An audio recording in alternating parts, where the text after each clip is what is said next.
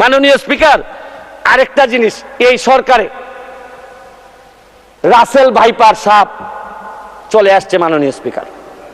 এই সাপ আসার কারণে সরকারে যখন সাপ আসে প্রকৃতিতে বেজি থাকে, এই বেজি করে কি সাপরে নিয়ন্ত্রণ করে, কিন্তু এই সরকারে দেখা যাচ্ছে বিভিন্ন জায়গায় রাসেল ভাইপার আছে কিন্তু বেজি ওই পরিমাণ নাই যে এই সাপরে ধরবে। মাননীয় স্পিকার, আপনি দেখেন এই আমাদের প্রতিষ্ঠানগুলা কত দুর্বল হয়ে গেছে। আমাদের প্রতিষ্ঠান, এই সরকারের বড় একটা সমস্যা, টাকা পাচার ঠেকানো যাচ্ছে না।